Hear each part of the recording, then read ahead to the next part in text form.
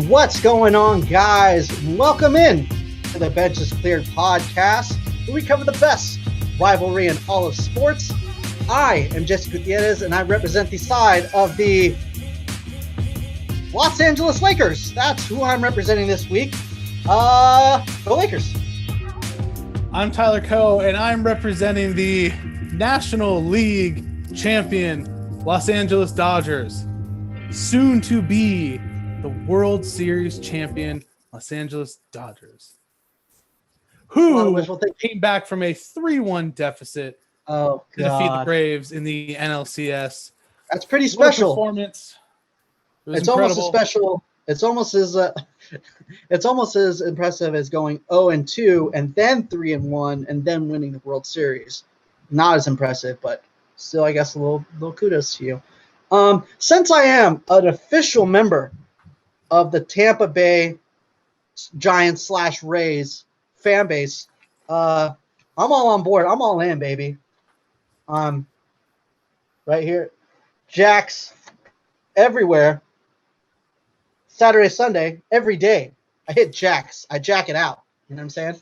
God, you are so lame. You are so Are you jelly? Lame. Are you jelly? Am I You're jelly? Why would I be jelly? It's okay. Listen. They have one fucking hitter. Hey, they have one good hitter. Listen, I made one for you too. Okay. There we go. Takes yearly L's every year on repeat. That was actually pretty funny. Is it? I appreciate that you. Yeah, that's the first time I've ever been got by Jesse. It's the first time I got. So I'm gonna get you.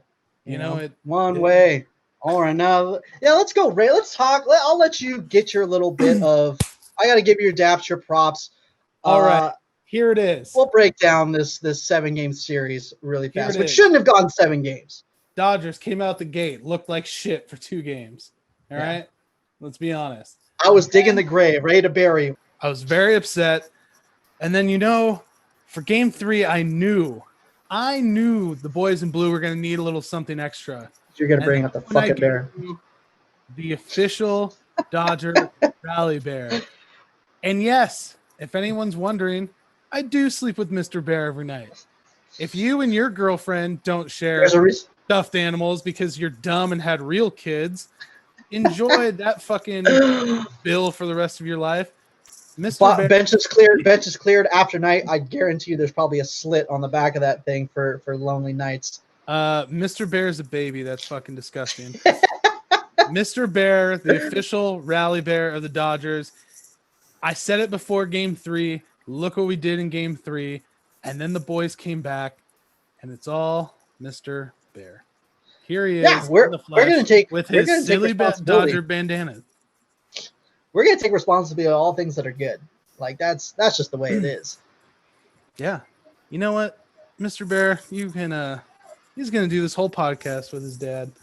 Yeah, do the whole podcast with him. That's fine. Yeah. The problem is, what's going to happen to the Bear when the Dodgers choke this World Series? Are you going to kill it, or do you just put him away? What are you planning on doing? I just told you I sleep with him every night. We've had him for like 2 years. He just decided, he said to me, Daddy, I think the Dodgers need a little something extra. So let me put the team on my back. And that's when we gave him this cool bandana. Well, I hope you get a lot more of those Bears coming to give the boys a little jolt, because they ain't seen the likes of Tyler Glass now, and they ain't seen the likes of this Rays bullpen and Blake Snell.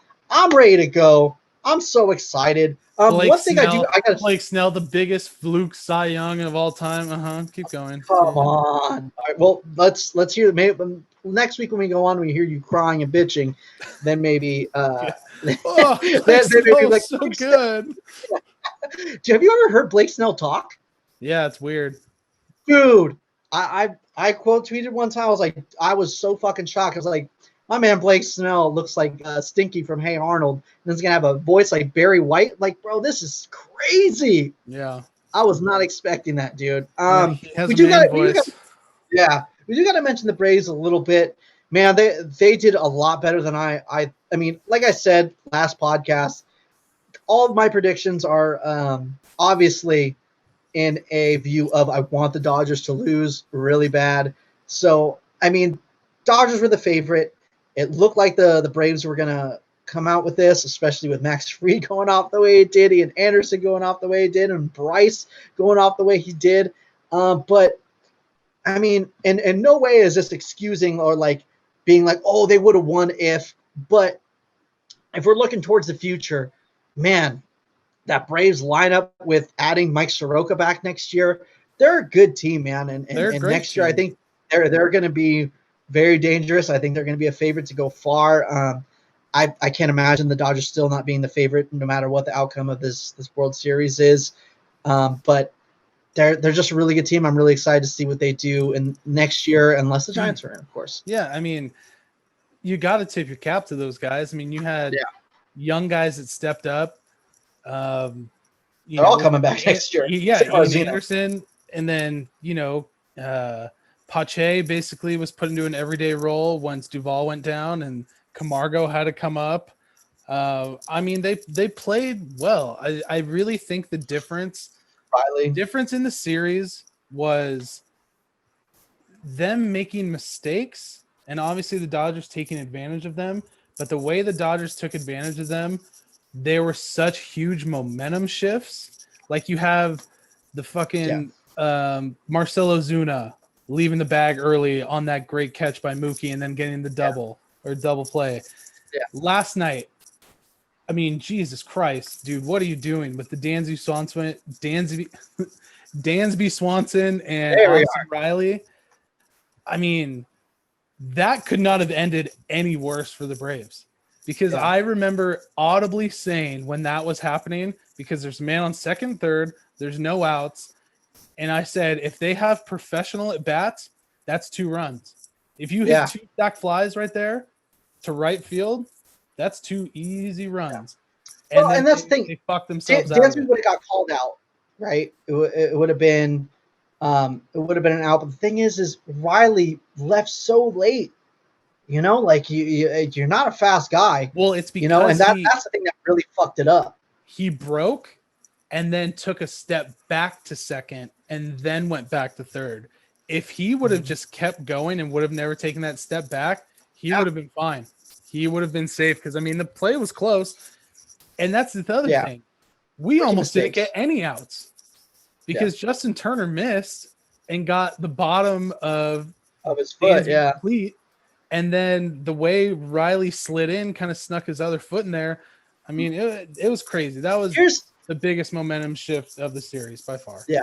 And here's my take on the series is the Dodgers almost, and this might be a hater take, I don't know.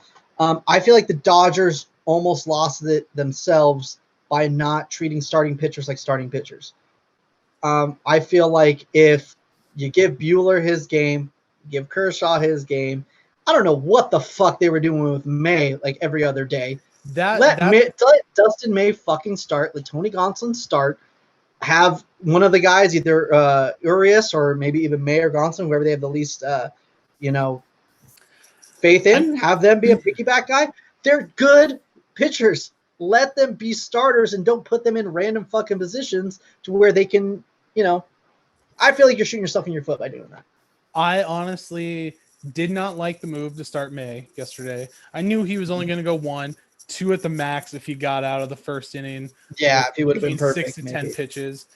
And then he throws 4 or 8 straight balls. He has 2 4-pitch walks right out of the gate. And then Gonsolin's first batter gives up a home run.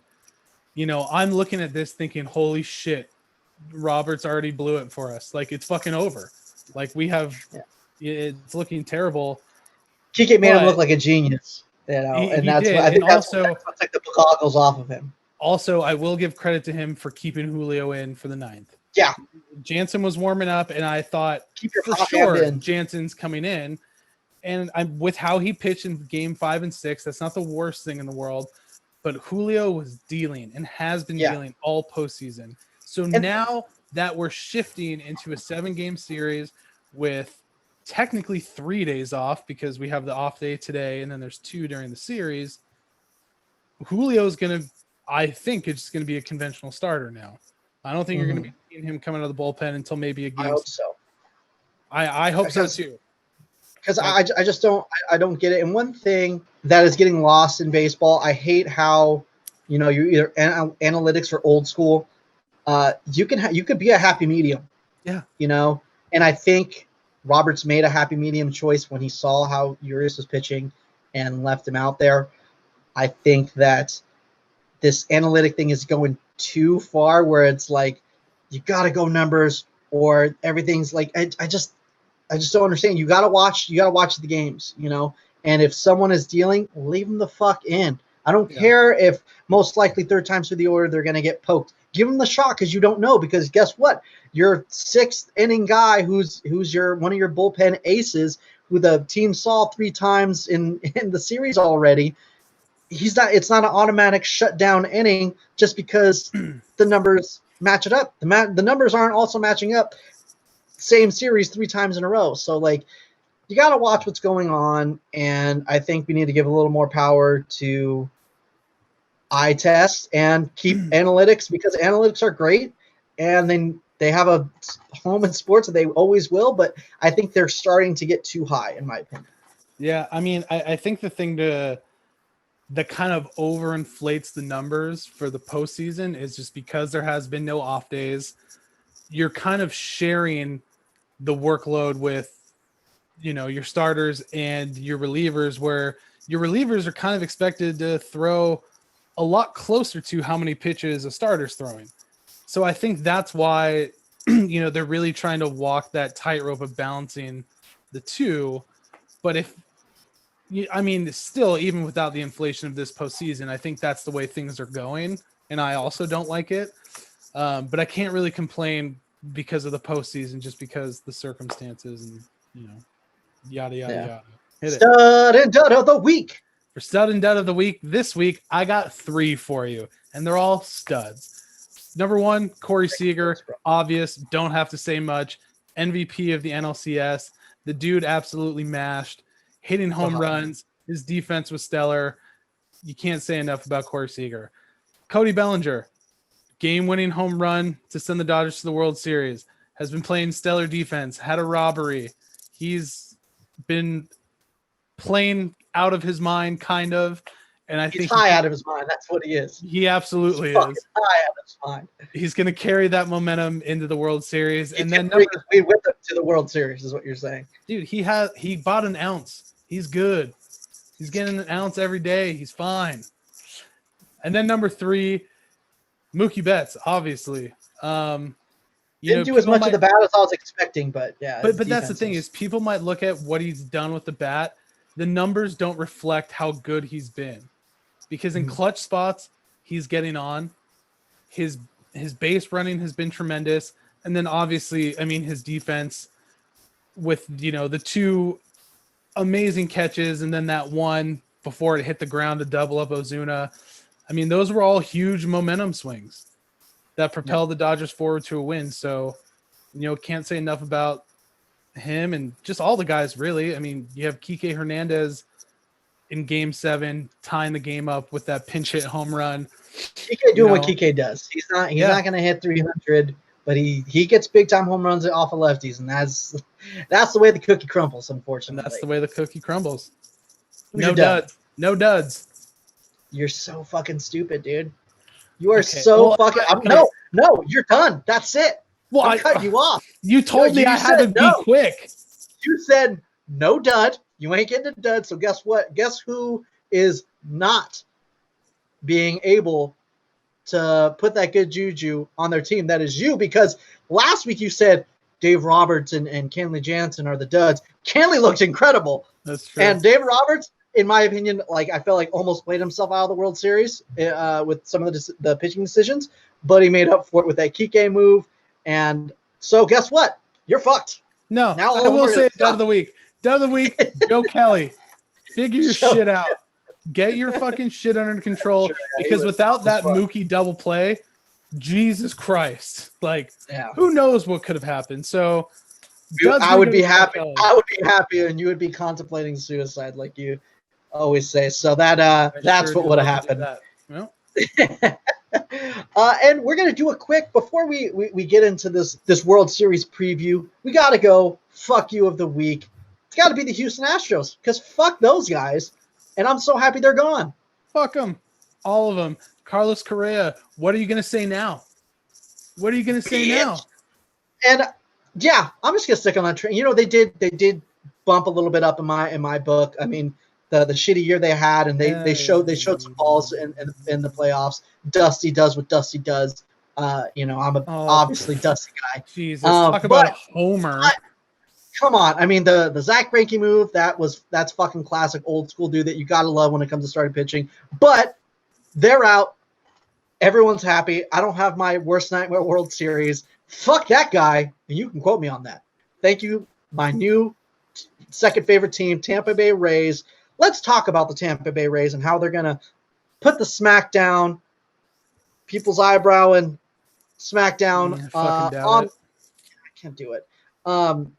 On the Dodgers. Let's talk about the Rays with someone that knows the Rays ins and out way better than we do. Now we'd like to welcome into the Bench is Clear podcast to get a nice Rays take. We got our friend Brett Rutherford of the Raise Your Voice podcast. Brett, I almost called you Ray. Brett, thank you so much for coming on, man. And thank you so much. I mean, obviously you were a huge part of knocking out the Astros, so thank you very much. We really appreciate it. Well, me personally, you know, I played a huge role in that. So exactly. Hey, we're all representatives for our team. We're going to take all the credit, whether if it's good. I heard you were at home watching the game, cheering them on, and that gave the boys what they needed to not, you know, have the reverse sweep to get that Game 7 win. I will say that we did Raise Your Voice, or at D-Rays Bay. We weren't actually calling it Raise Your Voice. It was our D-Rays Bay playoff podcast series now that we got into the postseason. Instant reaction podcast for every playoff game. And I guarantee you that just like the players, I felt the 7 straight games, no off days, just as much as them. We were up until 2 a.m. Eastern time recording these podcasts, Jesus. And it was a grind. So these past couple off days before we get into the World Series, they've been very much welcomed.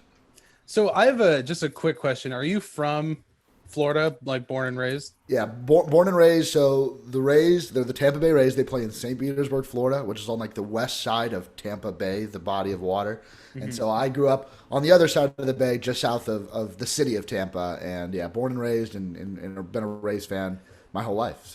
So what is it like being an East Coaster when there are these nationally broadcast games that start at 8:00? Because I remember when I was in New York last summer, staying up till 10 to watch a Dodgers game. Yeah. And it was horrible. But I mean, even staying up till 8, the game's going to be over at midnight. I mean, we've never really had to experience that.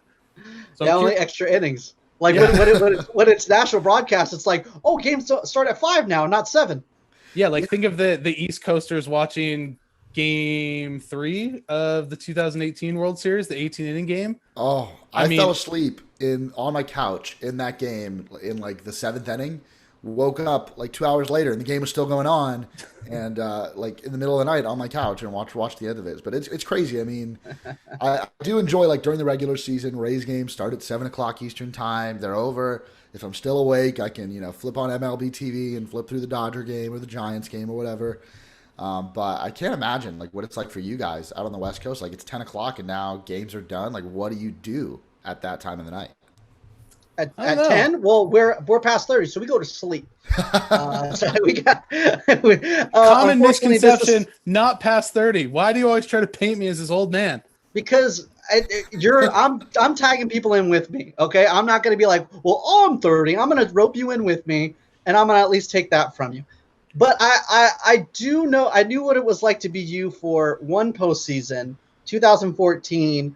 I was actually on my honeymoon in Florida, and that the longest playoff game in history, that 18-inning between the Nationals and the Giants, I was at Chili's from 5:00 to midnight watching that game on my honeymoon. How much was your bill?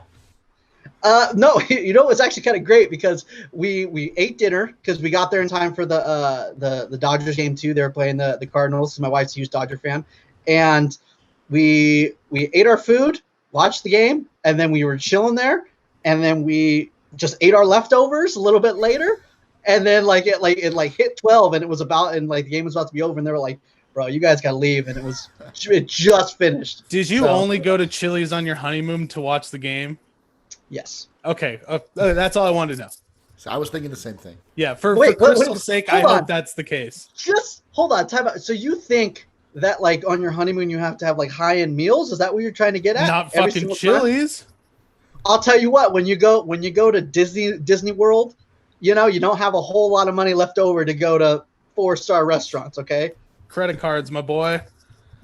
It gives you appearance of being rich when you're not. We talk about this all day. Well, let's get a little bit into the Astros series. I was a little worried for you guys, and honestly, my worst nightmare was the Dodgers Astros World Series because I was like, who the fuck do I root for? So, how nervous were you, I guess, game by game after you were up 3-1? Or 3-0. It was 3-0. Yeah. Yeah. So, I mean, in the ALCS, like, you're nervous even when you have a 3-0 lead, just because you could see, your team clinch it that night. And I don't think my nervousness ever really hit like an all-time high. I mean, after they won Game 4, I was like, all right, I mean, they still have 3 games to do it, but the first, like, even the 3 games that the Rays won were so close, they could have gone either way. So you heard a lot of people say, like, even though it was 3-0 at one point, it felt a lot closer. And Game 6 was probably when I was at my most nervous. After that, though, going into Game 7, I feel like a different series. So I wasn't as nervous going into Game 7, as weird as that might sound, because at that point, it's like, all right, we won 3 straight, they won 3 straight, now there's just 1 game left. Whatever happens, happens. And ultimately, I'm glad that it ended in the Rays' favor, of course. Yeah, I mean, especially since the Astros, they had the terrible season they did. I was expecting them to get the first round knockout. And honestly, I hate to say this, but they did earn a little bit of my respect to go that deep against, I mean, yeah, you could chalk it up to the Twins and the A's just being master choke artists of the postseason, but this Rays team is really good. And to go 7 games without Justin Verlander, they do get a little bit of respect. To where they're a good team. It is what it is. Sure. But I think that's more of kind of the infuriating part for me is really? They are good. They are a good team. Like you can't deny that they are a good team. And in 2017, because they had, Justin Verlander, they were arguably a better team and they still cheated.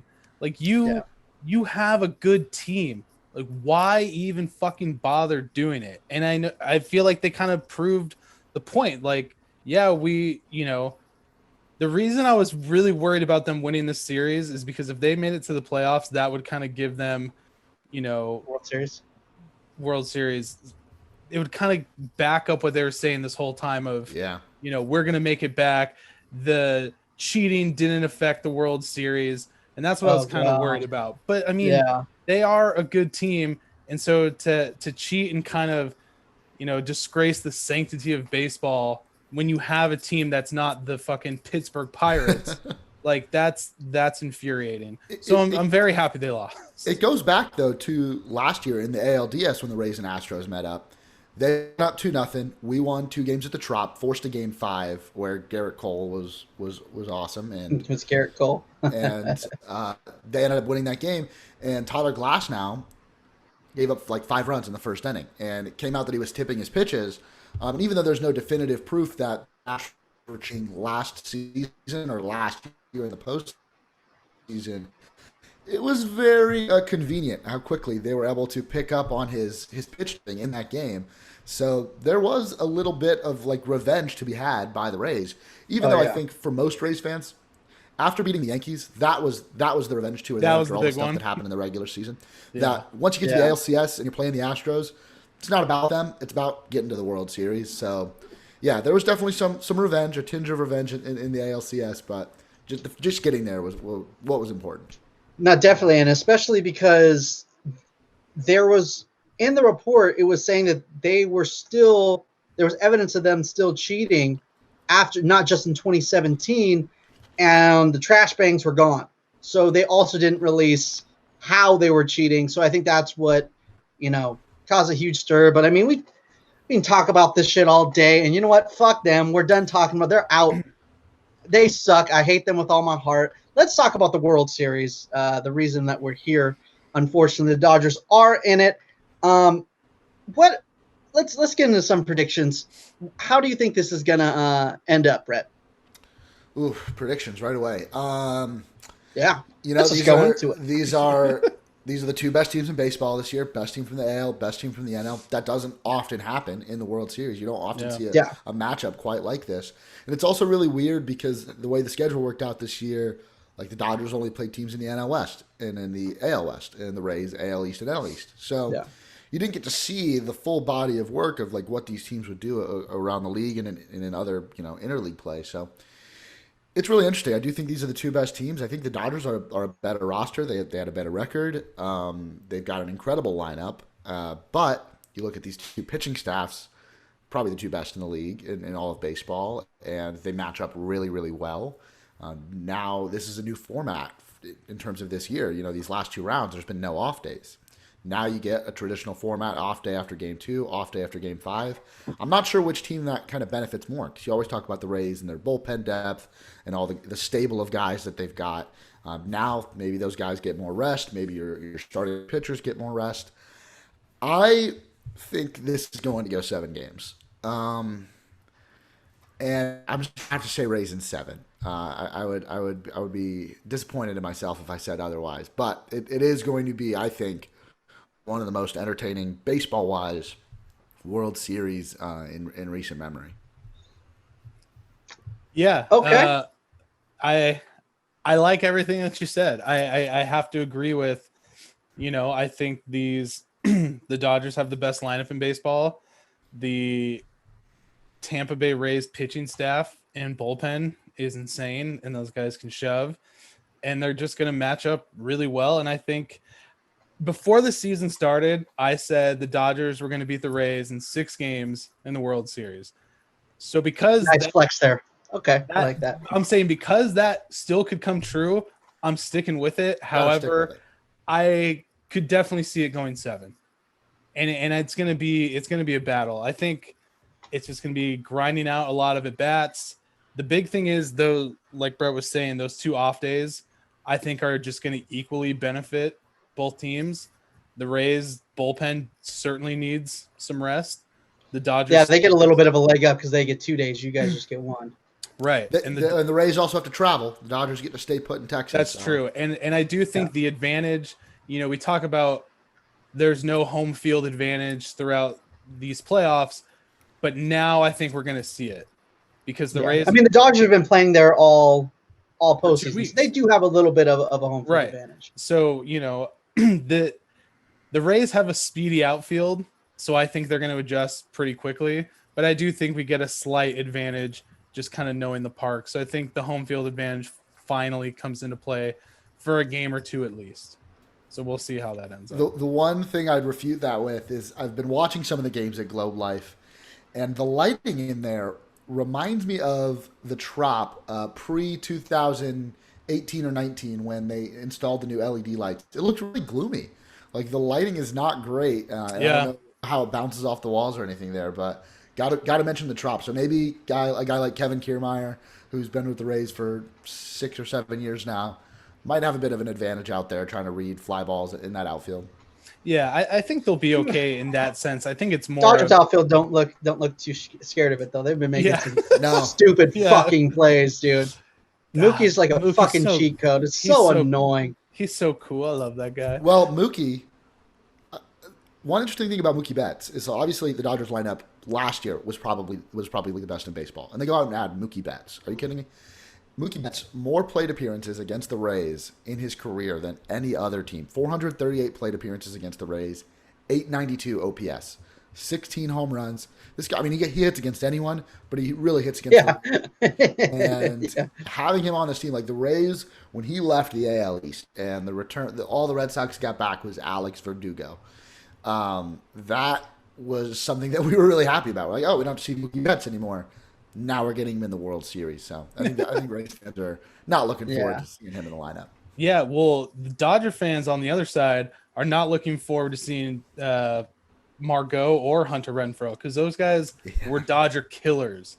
Dude, I felt the same way about Margot and Renfroe killed the Giants too. And I mean, we could talk about, I mean, just it's certain guys, even though I have shitty numbers, they just do well against certain teams. Yeah, I would expect them to get some time, a lot more time than they weren't getting in the other series for sure. Yeah, I definitely think that's going to be a matchup to watch because they don't kind of jump out at you, but against the Dodgers, they've killed them. And especially if that's, I mean, because Mookie, you're counting on Mookie. Mookie's your best player, right? I mean, Renfroe and Margot are not Ray's best players, so you're still expecting. I mean, Rosarena's the hottest dude on the planet, and then you also have those guys that kind of gives them a little bit of a leg up, As far as what do you guys, if your respected team wins, who do you guys think is going to be the MVP and let's say like an unsung hero? Tyler, you want to start? Yeah, I'll jump in on it. I'm just stalling. Yeah, I don't know. I think for MVP, it's hard to say that it won't be Corey Seager again, just because he's been so hot, and I think that so hot right now. But just like Brett was saying, with the way Mookie has hit against the Rays over the past few years in his time in Boston, maybe that comes into play, and with his defense. But I think it's definitely going to be Seager. I think it's going to be one of those two guys. I think Bellinger is going to have a great series. Muncy's going to have a great series, but I think it's going to boil down between one of those two guys. But if I had to choose, I would say Corey Seager. Yeah, I like that. For the Rays, I mean, the fact that I said this was going to go 7, and the way it looks like the pitching rotation is going to line up for the Rays would be Charlie Morton in Game 3, and then again in Game 7. And he just pitched an amazing game in Game 7 of the ALCS. He's pitched in Game 7 of the World Series before. I would have to say Charlie Morton, most experienced player on this roster. He's amazing in the postseason. He's amazing in winner-take-all games, and a true leader for the pitching staff. So if the Rays win in 7, Charlie Morton, I think he would be the guy that is ultimately winning the MVP. An unsung hero, and I think it really depends on how the Rays use him. Yoshi Tsutsugo, so a guy they signed out of Japan last offseason, struggled at the plate this year, but still drew a lot of walks and had some good power. He had a what's his batting average? Like 197, but had a much higher on-base percentage, hit 8 home runs. Hasn't been used a whole lot in the postseason thus far, but if he gets in the game, he's going to work counts, he's going to draw walks, and he'll probably run into one. So Yoshi Tsutsugo is a guy who might have a big one. That's just wishful thinking on my part because I think he should be in the lineup more often for the Rays. Mm-hmm. But if he does get in this series, he's going to have an impact. Yeah, when you got a heart for a guy, man, you want him to get those opportunities. I loved the Charlie Morton shout out, especially because you're talking about big game pitchers and the graphic they showed, his being in postseason history. He was number 3 in closing games. Yeah. Madison Bumgarner being number 1 with a 0 ERA, 23 hits pitched. That's the only thing I got. Let me have this one thing. Yeah. Okay. I gotta all postseason. I gotta hear you talk shit like, fuck you, and I'm just sitting here like this, like, what do you guys think? Because I'm just over here holding my balls. Like this is so. Let me have this one. All right. Fuck well, you, Tyler. Who's your unsung hero? Bitch? Let the big boys talk. So it seems weird saying unsung hero in naming this person, but I'm going to say Clayton Kershaw. Here we go again. I'm going to say Clayton Kershaw. No. Clayton Kershaw, I think he, everyone shits on him for his postseason, and he has had a few bad games. A few bad, I should say. Because if you put him out there, right, but if you remove 2 or 3 7th innings, where he probably shouldn't have gone out, he's looking great. I'm sorry, if you're an ace, you should be able to go 7. Okay. I'm not a huge. I think Kershaw buckles down, and I think he gets 2 wins in the series, and he pitches 2 gems. At least that's what I'm telling myself. That's what I'm hoping for. That's what. And I got mad at you last series for picking him. You picked him for, was that MVP or unsung hero last series, Tyler? I forgot which one. Kershaw? And I got mad at you. Yeah. Well, either way, I was fucking wrong. So I know, but what I'm saying is I got mad at you because you were because I was like, oh yeah, best pitcher of our generation. That's really I think it was unsung hero because I was like unsung hero, and then you're like, well, postseason, and then I was like, well, it's only 60-game season, so technically it's midseason. But yes, I will give that to you now because he has started. Well, I don't want to say started the postseason bad because I mean he did really good in the other two series, but you know he's starting to do his little but dip. you also have to think, you know, getting scratched from his first start. Yeah. I'm not so convinced he's going to start game one, even though he has been announced. I'm not going to believe it until I see it. I'm still worried about him getting scratched. Yeah, I guess you're right. I guess Buehler wouldn't start because that would be what he's just. It's only 2 games. Yeah, yes, I'm stupid. Don't listen to me. If Kershaw can't start, I don't know who the hell does. So hopefully his back holds up. There's no spasms, and you know we can kind of see it. But also, I just want to point out there's a bigger picture here that I think we've been ignoring. This is for like the ultimate supremacy. The Lightning won the Stanley Cup. The Lakers won the NBA championship. Now, you know, Tampa's either going to take 2 major sports championships or Los Angeles is. So I think this is also bigger than just baseball. So definitely. I mean, the most important thing to me is I didn't even think about that. Winning, but so for the Tampa Bay area, the Lightning hadn't won the Stanley Cup since 2004. The Bucks haven't won the Super Bowl since the 2002 season. And the Rays have obviously never won a World Series. So this definitely does mean a lot. And I was always like with the lockdown, and we knew that when sports came back that there was probably going to be no fans or limited fans. I was kind of worried. I'm like, is this going to be the year that like the Tampa Bay teams just win everything and nobody's going to be able to see it? Yeah. But the moments have been great. Like the Lightning winning the Stanley Cup, the Rays getting to the World Series. Like it's honestly felt just as good as I thought it would. And now there's only 4 wins left for the Rays. So I mean, and we're also discounting who the Lakers played. I mean, technically it's not a Tampa Bay team. But no, we don't associate with Miami. Still in Florida. Yeah, well, I mean, Florida's we're state. California. Florida. I mean, come on. We as California boys, we're like, oh, Florida's Florida. Yeah, so I understand. The other thing too is the Bucks could, they got Tom Brady. They might make a run. Los Angeles, as far as I'm concerned, has no football team, even though we have 2. So I don't really give a shit about that. I don't care who wins the Super Bowl, but yeah, it's going to be interesting to see. I mean, obviously, I hope the Dodgers take it, but yeah, it's gonna be a fun series. I don't think there's anything, speaking as a Dodger fan, that you could say about the Rays that you really dislike. I mean, they're a smaller market team with a small payroll, and I mean, these guys can just flat out play. I mean, what's there to dislike? I mean, there is one thing to dislike. Go for it. Go for it, Brent. No, I was just saying. I want to hear what you had to say. Rays fans could really say the same things about the Dodgers.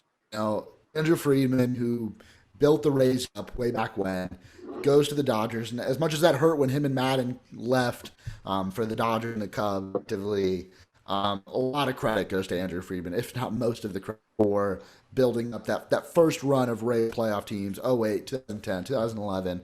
They went to that World Series in 2008. So Andrew Friedman, to see him kind of flourish in LA, and I know that the World Series has still been eluding the Dodgers, but they're this year. Obviously, Rays fans don't want to see him win it this year. Yeah, right. I think the Dodgers are a likable team. Jesse, I know that probably means you here, but I think the Giants are likable too. Are you being a frowny face bitch right now? I can't see it. I hate everything. No, and I get it. Like the Rays, I mean, they have the same like philosophy, but the Dodgers are actually able to, pay those players.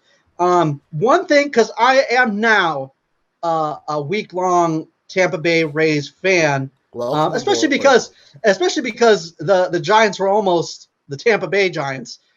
So yeah, there's another reason there. But to get on board, try to get me on board with the opener, because I fucking hate the opener. I think it's terrible for baseball. Definitely don't like that. And I hate it. Yeah.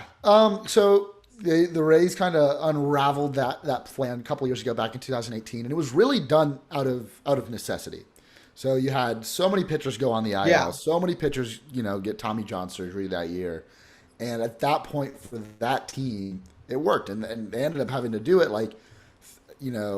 every 3 out of 5 times through the rotation, you were having to throw an opener out there. Now, really, especially in the playoffs, I would expect maybe one opener. And probably a Game 7, you might see an opener just because Game 7s are weird. But how I would pitch the opener to you is how Rays fans have kind of get on board with it. We like to consider all 27 outs the same. You got to get 27 outs to win a ball game. Yeah. So why not, when the best hitters at the top of the lineup, 1, 2, 3 in the first inning, why not throw one of your high leverage, best relievers out there to get those outs, and then turn it over to, there's a couple pitchers that after the opener. I've heard like the bulk pitcher, I like to call it the headliner. You've got the opener, and then you got the headliner. Turn the ball over to the headliner. Usually it's been Ryan Yarbrough. He's been probably the most used headliner on this Rays team. You get him the ball in the second inning, maybe because the first inning, I think that's the highest scoring inning out of all 9 innings is the first inning. So maybe you turn the ball over to him with the lead. He can get through the batting order once or twice. Then all of a sudden you blink and you're in the 6th or 7th inning, and you've got your high leverage guys coming in there to close it out. And yeah, as a baseball fan my whole life, like it took a long time to get used to. And you see some really weird decisions like that the Rays make, like pulling Charlie Morton in that Game 7 at 6 pitches in the 6th inning. Yeah. And as much as I'd love to see Charlie Morton go out there and pitch a complete game shutout in Game 7 of the ALCS, the one thing I value more than that is winning. And that's what the Rays, with the methods that they've had, have shown me that they're capable of doing. So whatever it takes. Not only winning, because the same thing happened with Snell the day before. I mean, these guys aren't that gassed going into the World Series. So, I mean, the most important thing is you won, but you also are coming off an appearance where you threw 60 pitches as opposed to 100. I mean, that's a huge deal. Yeah, definitely. Yeah, but if your idea of your headlining pitcher to pitch the same amount as he would if he was starting the game, right? And you're just trying to set him back 3 to 6 hitters. Mm-hmm. I mean, it would technically be doing the same thing. You're just going to face those 1 through 3 hitters in the 6th inning if you're going to get the same amount of outs in the 1st inning. So that's where I don't understand it. And one thing I get it. It's out of necessity. You got to play mess with some shit and try to mess with things. And I would be on board with that. But the idea, like, I think we're going too much away from the starting pitcher and too much into the bullpen where, back, you could say maybe 5 years ago, it was way different, and it was like, you need to pull your starters a little bit sooner. I feel like it's getting too much to where you're seeing relievers too many times. And especially with this year, no days off, you don't want to see your guys to see the starter a third time through the order. That's the worst thing in the world. But then you see the same reliever 3 days in a row. Like I don't know. I just feel like we're getting too far away from it. I'm on board with it for 7 games. I hope it works. But I hate the opener thing. I would especially because I think the Dodgers don't need it. And I feel like they do this thing where, I just don't understand why they don't just say, hey, May, you're Game 3. Gonson, you're Game 4. As far as the leash, I think it should be different. I mean, I think Urish should be good, piggyback at least one of them and have him ready. And I get it. But if you don't need it, I feel like it's not a better strategy when you don't need it. Right. Well, you saw the Yankees do that again in the ALDS against the Rays. They announced Davy Garcia as the starter. He pitches 1 inning, and then Aaron Boone goes to J Happ, and the Rays just teed off on J Happ. Yeah. And it's like he was trying to be a little too tricky with it and like trying to mimic the Rays. But Davy Garcia is the better pitcher at this point. Exactly, yes. Why not have him get those outs? It's like and yeah, you're right. It's definitely like a team-by-team thing. And the Rays are also lucky enough to where they have not just 1 or 2 relievers that are capable of closing the door. They had 12 different guys record saves this year. They've got a long list of pitchers that they can throw in there and mix things up. A lot of guys in the stable. A lot of guys that fucked over my fantasy baseball team.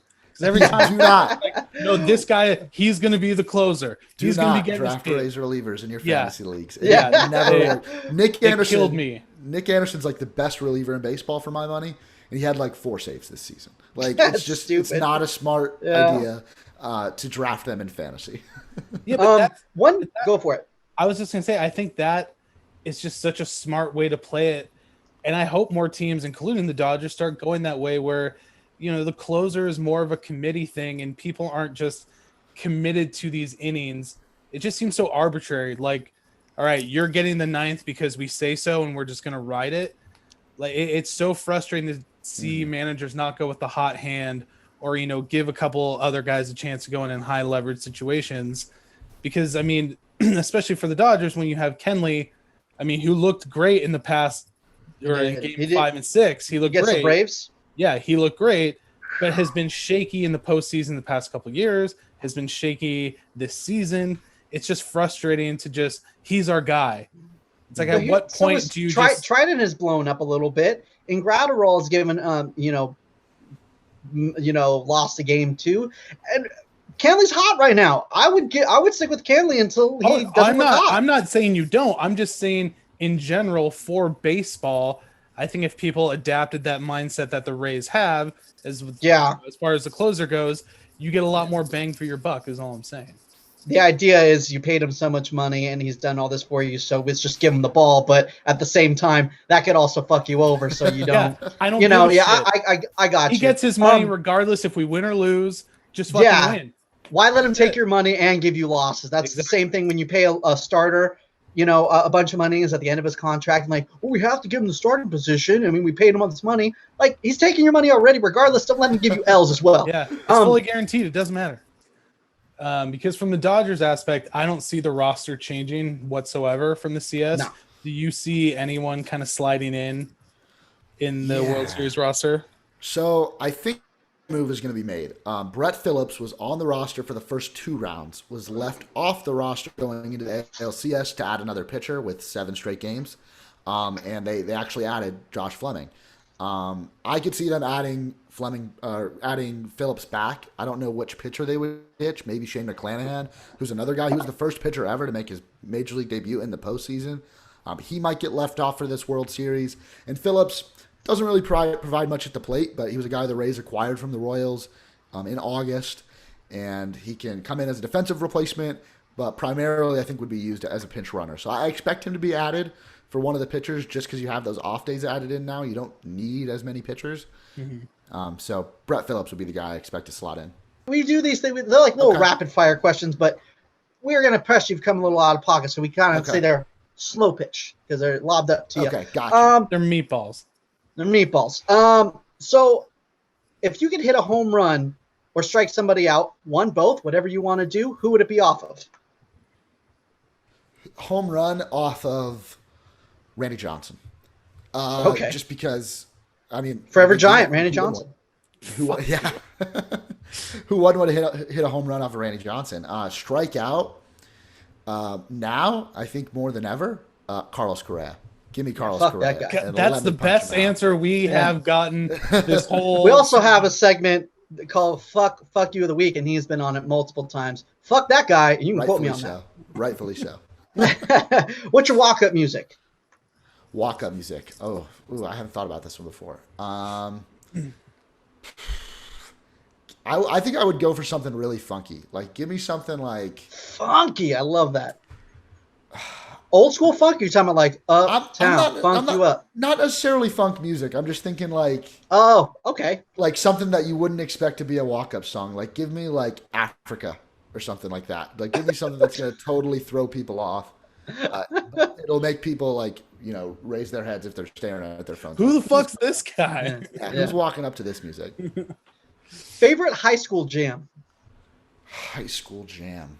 Well, I went to high school like 4 years ago. I don't know if that's going to make you guys feel old. I'm not sure why you have to turn that. I mean, you could have just told us that and not took that. It might be. But he's like, whatever. I hope that's not a knock at you guys because you're old as fuck. That's basically what you just told us right now. But that's so. We were very much me and my group of friends Drake oriented when we were jamming. Okay. Out. So y'all were crying shit. That's cool. No, I think we'll go. We got to go with the motto. The motto. Drake and Lil Wayne. The motto. That was when middle school and high school. Like that was what we listened to, especially playing baseball and doing a bunch of other stuff. Yeah, we were listening to the motto. Since you're that young, let's go to middle school. If you could roast yourself of something that you were into in middle school, what would that thing be? Wearing way too many armbands and wristbands. Yes. All this other stuff during Little League or travel ball. Just like rocking the It'd sunglasses have been and better. the eye black. I would have roasted myself. It would have been better if you did it like at school, like you were trying to be Nelly. Remember we had like wristbands and shit? That was the style, dude. It was like anytime you had a Little League game, as many wristbands as you can fit on your arm and back tape and eye black, whatever. All you call it baseball swag. I'm so jealous because as a kid, during Little League, I always wanted to, do that stuff, flare it up a little bit. And my dad was just like, "There's no fucking way you're going on the field like that. Like, take that shit off." So like, my dad was probably saying the same. That's so old school, yeah. I never got that opportunity. Smacked you in the head. I mean, maybe it was a good thing. I don't know. Yeah, that's dope. Lastly, what's the thing you're mostly into besides baseball? Mostly into besides baseball. I think that's a shitty way to answer. I mean, you got what I'm saying, but like, I feel like maybe there's a better way I could phrase it. I'm not going to right now, but I think so like another sport. Like I can't pick another. sport, not sport related. No. Okay. You could technically, if you wanted to. It's up to you. No, You can do whatever the fuck you want. There's no rules. There ain't no rules, no parents here. All right. Okay. Then I'm just a huge soccer fan, both domestically and abroad. I'm a Chelsea FC fan. I've got my little sign up here, but really into the Tampa Bay Rowdies, who are like a second division U.S. soccer team, who are also in their conference finals this weekend. So we talk about Tampa Bay teams. God damn it. But soccer's a sport that I got into really got into like 5 or 6 years ago. And it's kind of like, it's very niche, waking up at 7:30 in the morning to watch English soccer games. But that's really what I've gotten into and made a lot of friends along the way. So that's my answer. Well, I appreciate that, Brett. We appreciate you coming on, man. We're going to let you go, man. We appreciate your time. Thank you so much for coming on. Like I said, last minute, I know it was probably like, wait, yeah, sure, I'll go on. Oh, wait, like in an hour? Fuck. But we appreciate you taking the time, man. No, thank you guys. You guys seem like a ton of fun. I'll definitely be listening to the podcast throughout the World Series and after, and no matter which way it goes. Man. So I appreciate that, man. We'll definitely be, like I said, off season when there's trades and stuff. It might be fun to hop on and revisit, man. We'll definitely be hitting you up. You'll be our resident Rays guy. I'm all in. Let's do it. All right, man. Appreciate your time. We'll see you later. Awesome. Thanks, guys. As always, this episode was brought to you by Renovation Candle Company, where you can save 20% off your entire order. Use promo code BENCHES at checkout. Holiday and winter collection is dropping October 23rd at 9 a.m. So make sure you get on that. Get yourself some nice Christmas candles and all that good stuff. Christmas candles, Halloween candles. You can't possibly celebrate a holiday without the right candle, or else you're a bitch. That's the way it is. You are a certified bitch. BITC, head bitch in charge. That is not you. You are just a regular bitch. You are not no New York. And that's the way it is. And thank you guys so much for listening. Make sure to be following us on Instagram, Benches Cleared Podcast, and on Twitter, Benches Cleared P. And fuck Aubrey Huff, because he was fucking like button. because he was an X-ray, and as the chancellor of temporary Rays fans, we don't claim him. Fuck Aubrey Huff. And thank you guys. No home. We will see you guys after the World Series, where Tyler's going to be crying. And I can't wait to be there. I sincerely doubt it. Go Dodgers. Dodgers in 6. Predicted it before the season even started. Let's fucking go. Rally Bears. There you go. Rally Bears here. Thank you guys for listening. We'll see you guys next week.